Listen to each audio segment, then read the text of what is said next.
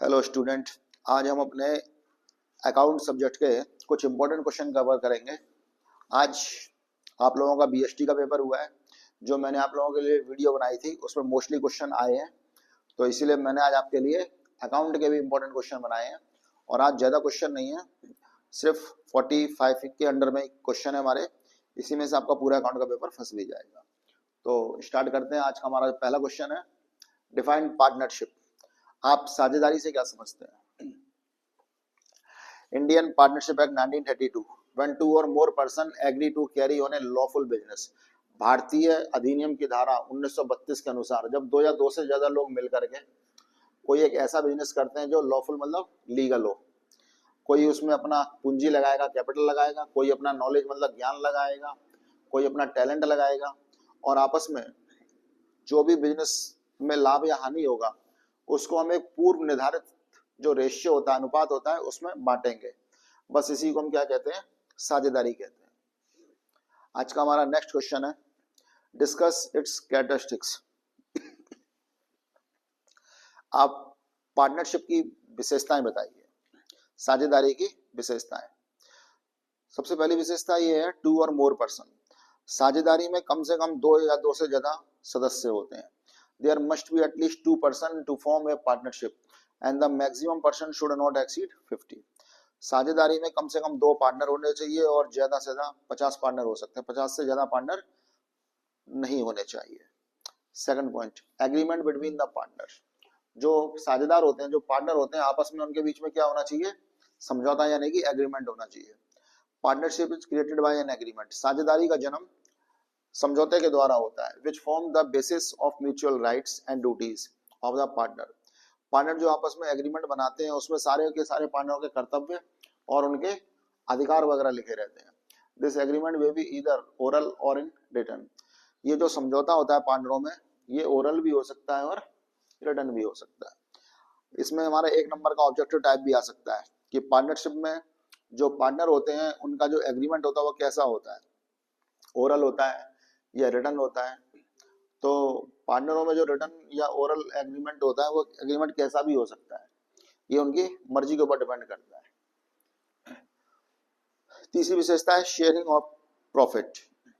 Profit earn should be divided amongst partner in the agreed profit sharing ratio. साझेदारी में जो भी लाभ अनुपात होता है उसको पार्टनर या तो बराबर बराबर बांटेंगे या फिर जो उनके पूर्व निर्धारित जो रेशियो होते हैं उस रेशियो में साझेदार आपस में लाभानी बांटते हैं। Next, fourth number, relationship of principal and agent. साझेदारों में जो संबंध होता है, पार्टनर में जो संबंध होता है वो कैसा होता है? प्रिंसिपल और एजेंट। हर एक जो पार्टनर होता है वो बिजनेस का एक एजेंट भी होता है और एक तरह से वो बिजनेस का मालिक भी होता है। नेक्स्ट, मैनेजमेंट एंड कंट्रोल, प्रबंध और नियंत्रण। As per law every partner has a right to take an active part in the management of the firm. हर एक पार्टनर यानी कि साझेदार को बिजनेस में एक सक्रिय साझेदार के रूप में कार्य करना पड़ता है। हर पार्टनर बिजनेस में एक्टिव रहेगा, वो बिजनेस के जो भी प्रबंध वगैरह है, जो भी डिसीजन वगैरह ले रहे हैं उसमें हिस्सेदार यानी कि पार्टनर अपना योगदान यानी कंट्रीब्यूशन देगा। नेक्स्ट है, अनलिमिटेड लायबिलिटीज, असीमित दायित्व। साझेदारी की जो लायबिलिटीज होते हैं, साझेदार के जो दायित्व होते हैं वो कैसे होते हैं? असीमित होते हैं।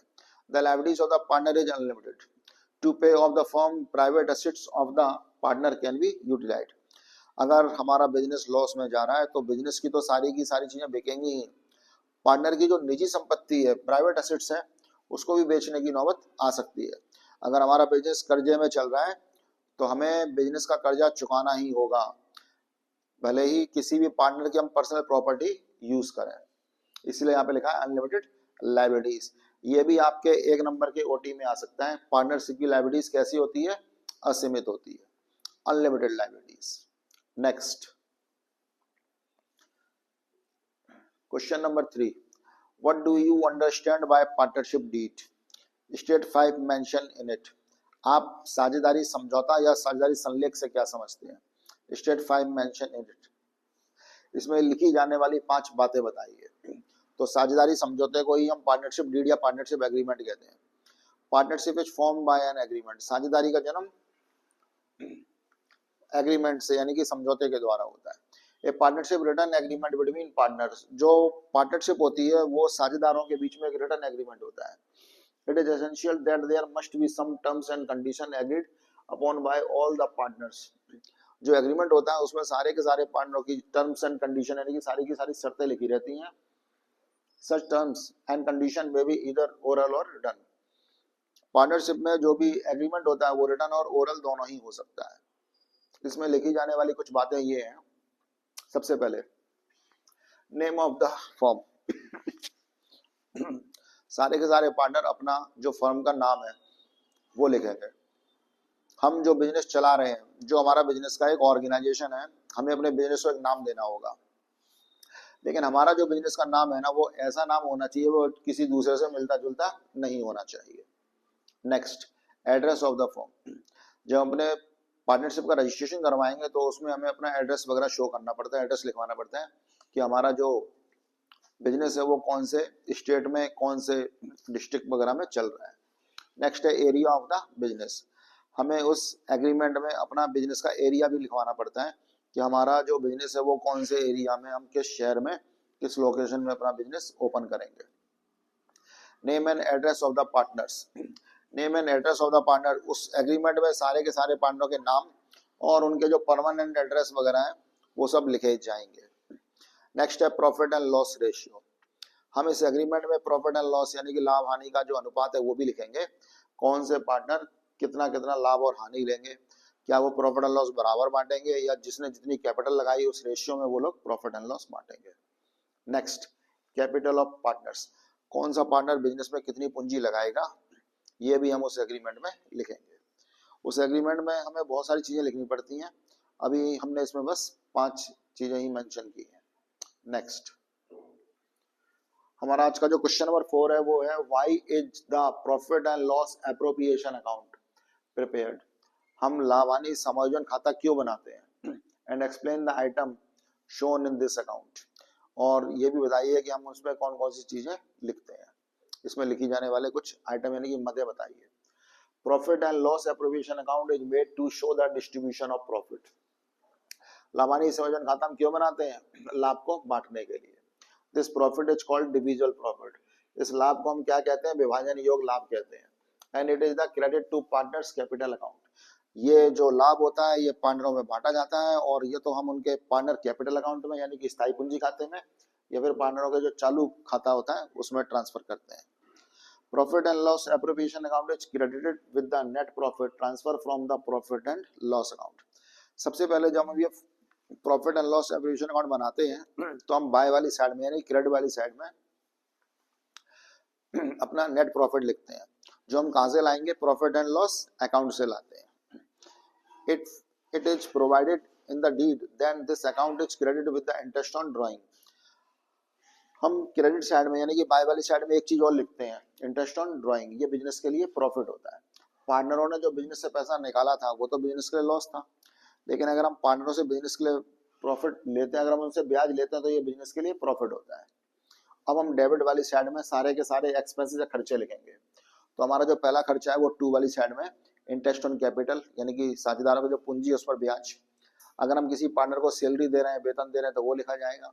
अगर हम कोई कमीशन वगैरह लिख रहे हैं तो उसकी भी एंट्री हमें करनी पड़ेगी, कमीशन दे रहे हैं तो. और लास्ट है ट्रांसफर टू जनरल रिजर्व. अगर हम बिजनेस में से कुछ सेविंग वगैरह कर रहे हैं फ्यूचर के लिए तो वो भी हम 2 वाली साइड में ही शो करेंगे. इस तरह से अपना अपना जो प्रॉफिट एंड लॉस अकाउंट है, profit and loss appropriation account है, वो बनाते हैं. और लास्ट में हमारा इसमें क्या निकलेगा, या तो प्रॉफिट निकलेगा या फिर लॉस निकलेगा.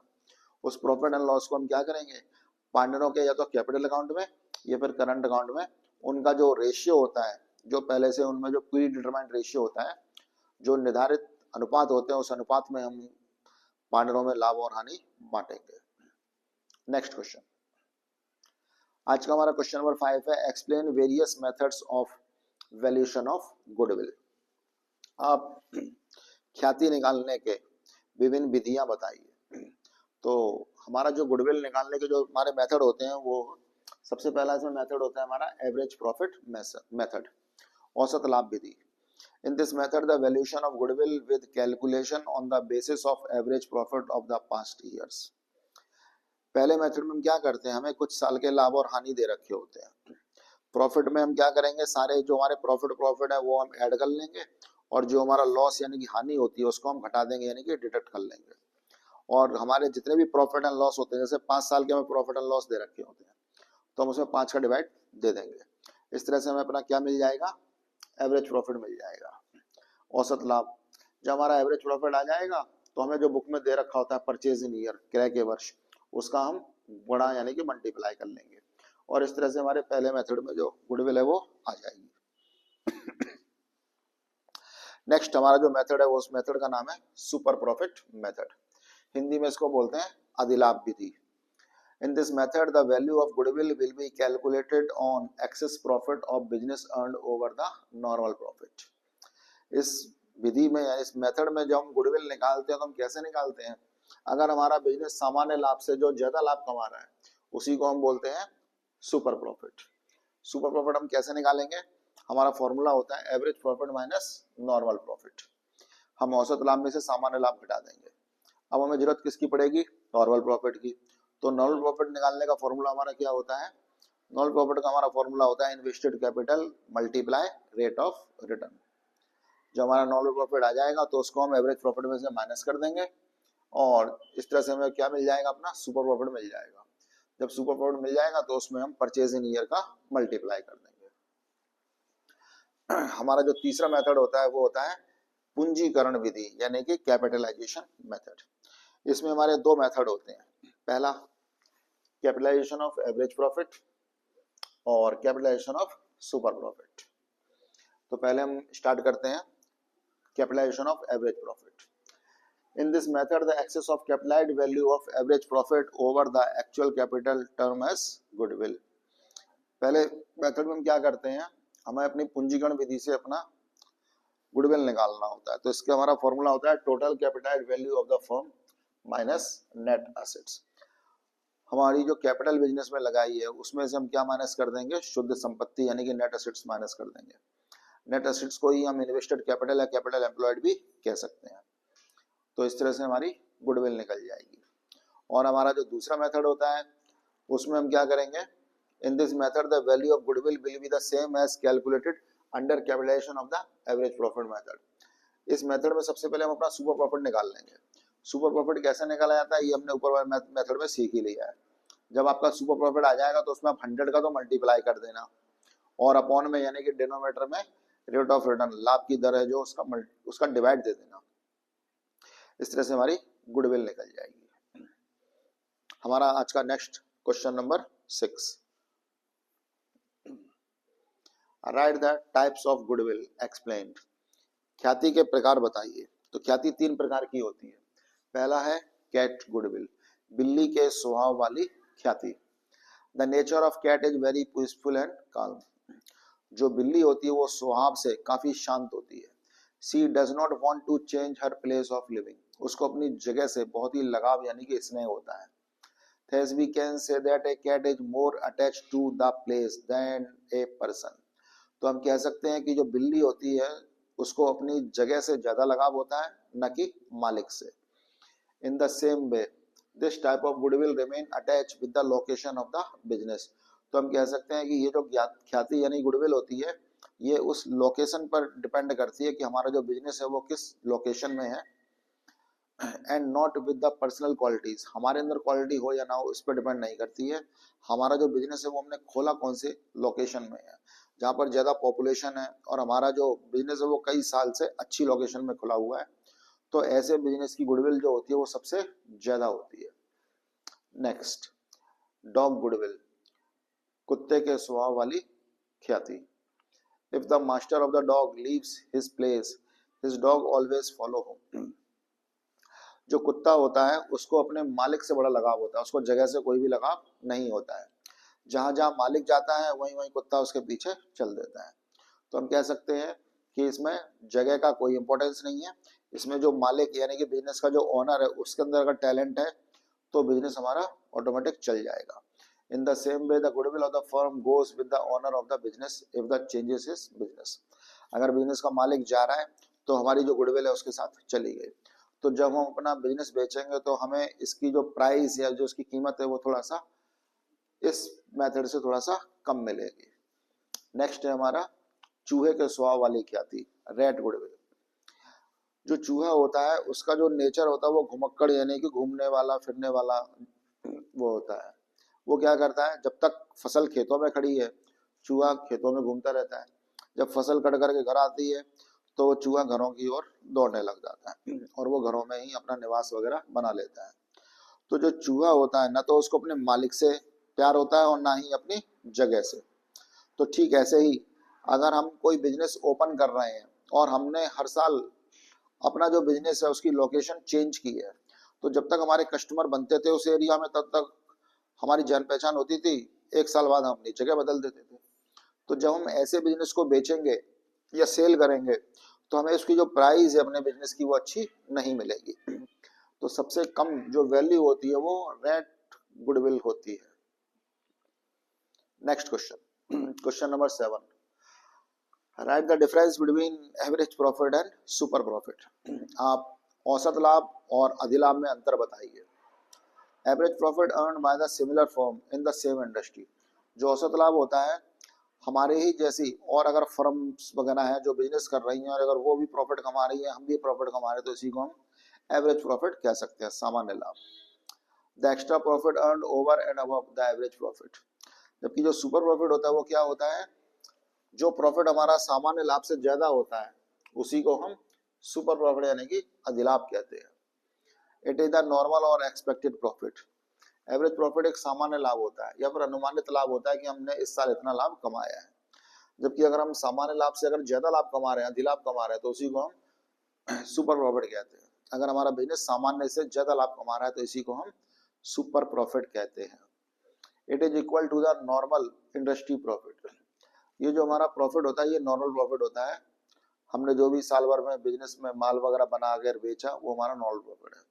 जबकि it is more than the normal profit, ये नॉर्मल प्रॉफिट से भी ज्यादा होता है। Next question, question number 8, explain the causes of the origin of the goodwill. ख्याति के या ख्याति को प्रभावित करने वाले कुछ तत्व बताइए। या फिर क्वेश्चन को आप ऐसे समझ लीजिए कि जो गुडविल होती है वो कैसे घटती और बढ़ती है।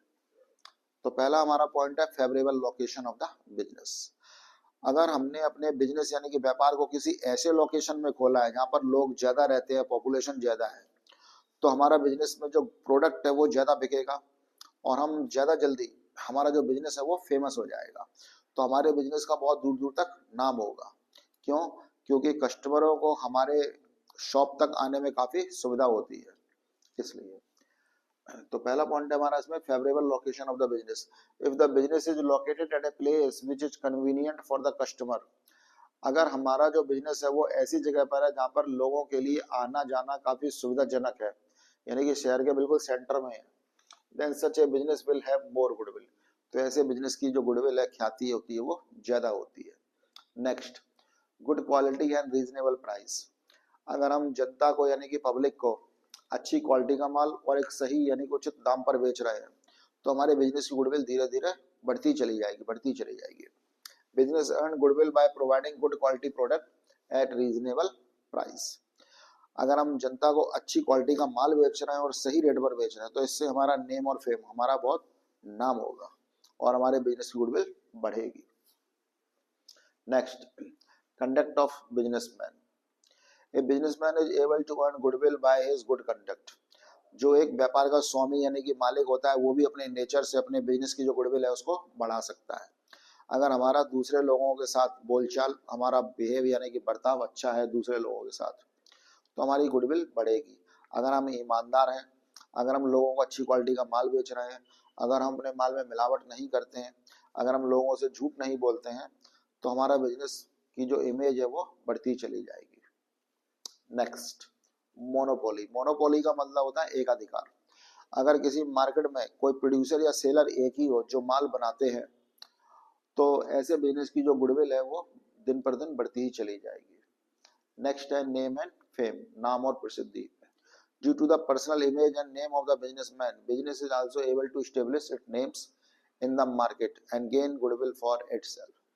अगर कोई एक आदमी है उसका बहुत दूर दूर तक नाम है तो उसके नाम की वजह से ही जो कस्टमर हैं अट्रैक्ट होते हैं उसकी तरफ और उसके शॉप पर ही माल लेने के लिए आते हैं, तो ऐसे बिजनेस की गुडविल बढ़ेगी।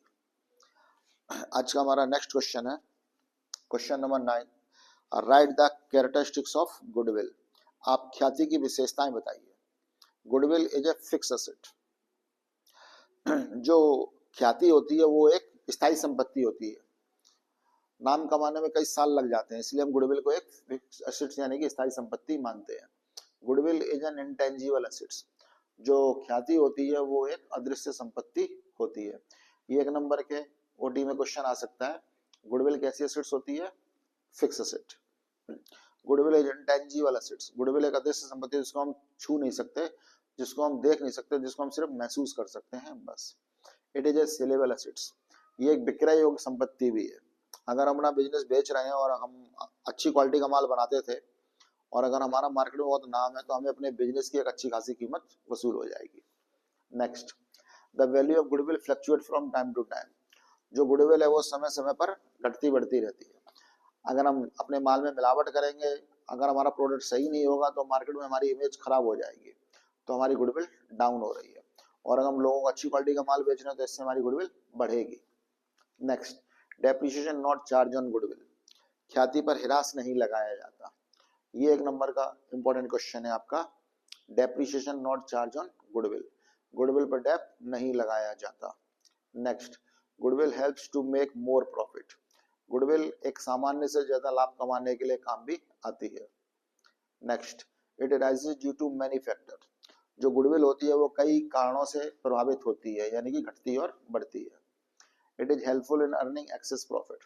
अगर मार्केट में हमारी गुडविल है तो हम सामान्य से ज्यादा लाभ कमा सकते हैं। Next,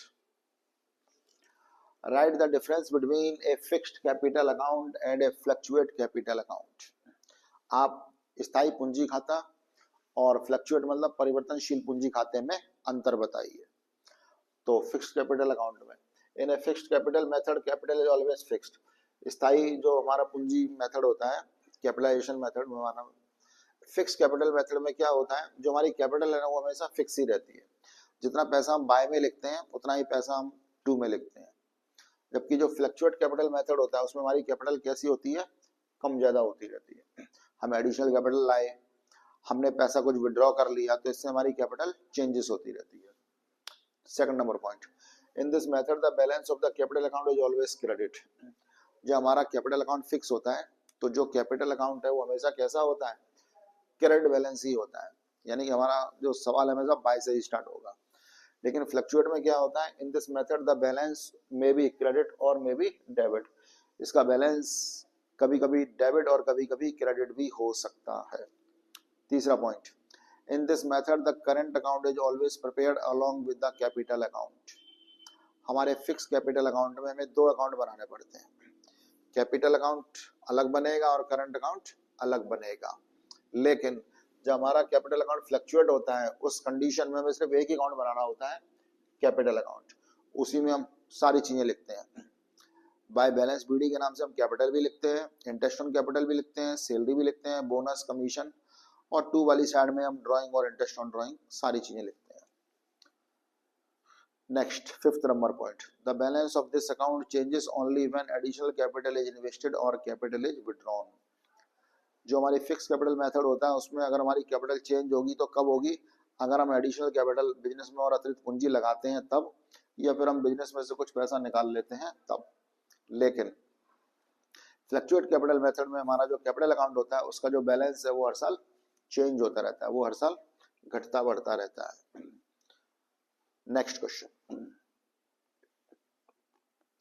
question number 11, write the rules applicable in the absence of partnership deed.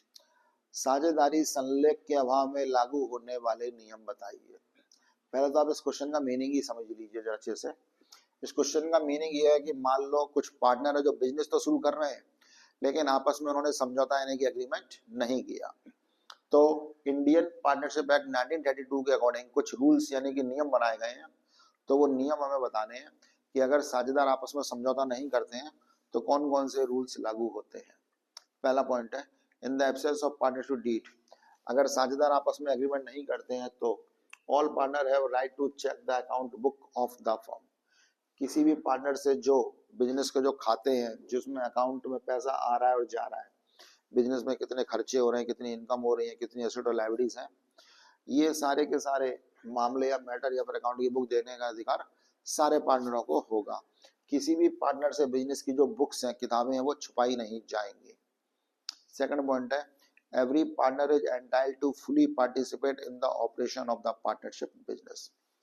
हर एक पार्टनर को बिजनेस में पार्टिसिपेट करने का अधिकार होगा, किसी भी पार्टनर को रोका नहीं जाएगा। तीसरा पॉइंट है, profit and loss will be share equally among all the partners. पार्टनरों में लाभ और हानि बराबर बांटा जाएगा, भले ही किसी पार्टनर ने 1 लाख रुपए लगाया हो या किसी दूसरे पार्टनर ने 10 लाख रुपए लगाया हो। जब एग्रीमेंट नहीं हुआ है तो प्रॉफिट एंड लॉस बराबर बराबर बांटा जाएगा। Next, a partner can be admitted to the firm only by the consent of the all partners. मान लो हमारे बिजनेस में 5 पार्टनर हैं, अगर पांचों बोलेंगे कि हाँ नए पार्टनर को हम बिजनेस में एडमिशन देने के लिए सहमत है, तो ही वो नया जो पार्टनर है बिजनेस में आ सकता है, नहीं तो बिजनेस में नहीं आ सकता।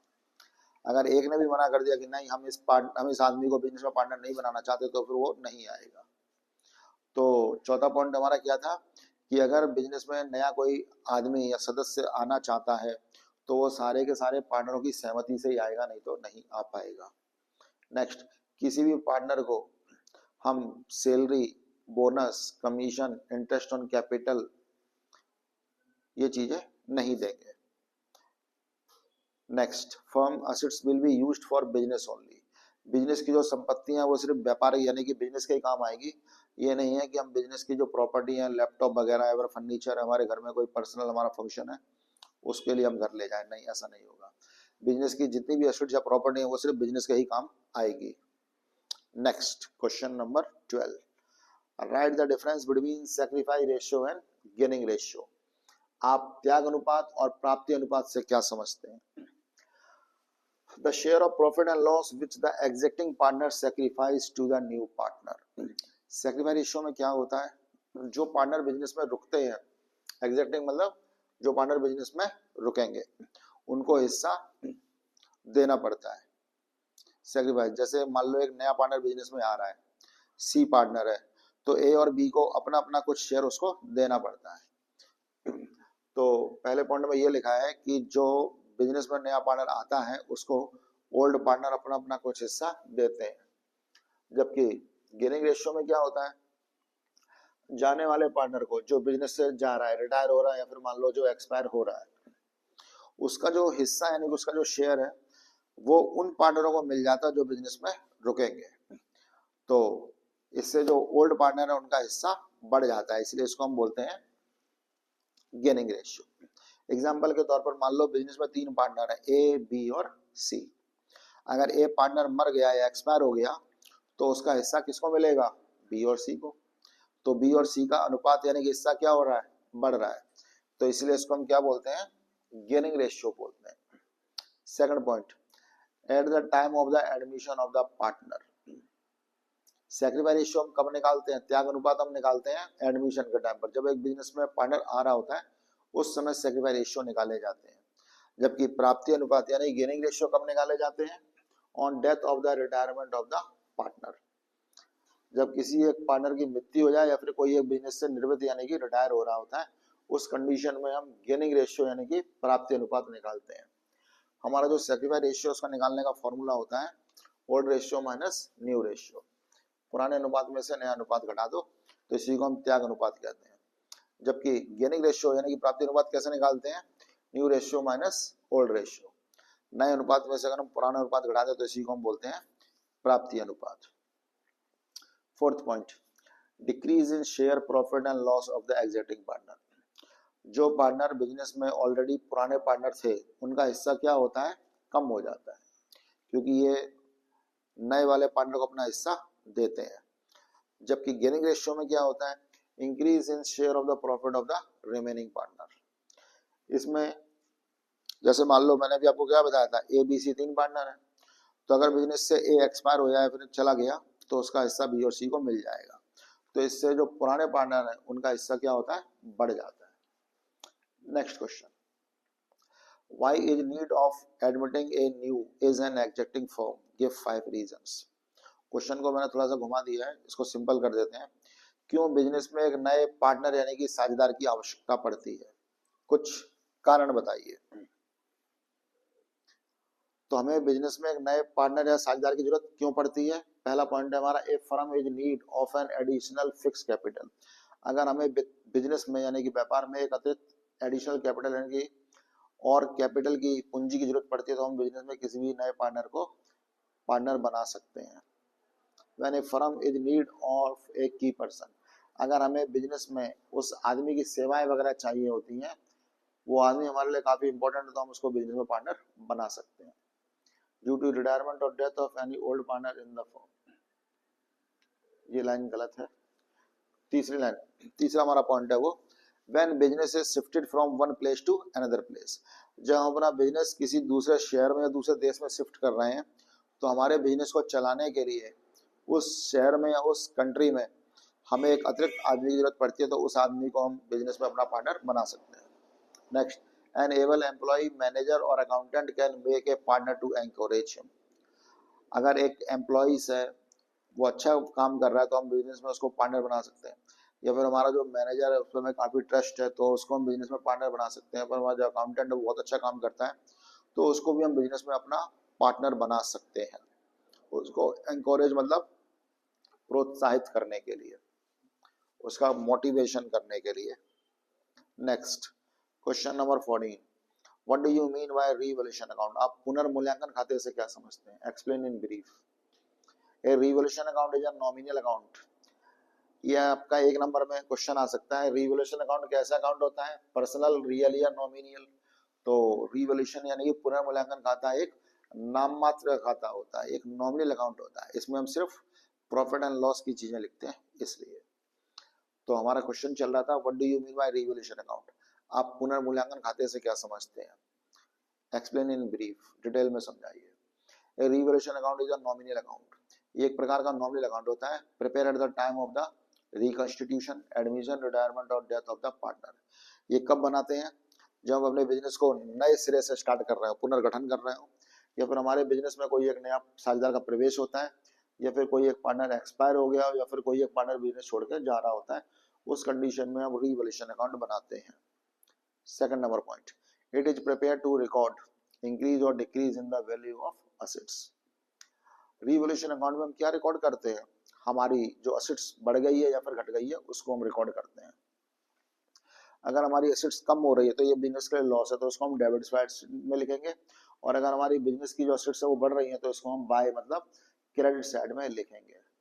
तीसरा पॉइंट, इंक्रीज और decrease in the value of liabilities.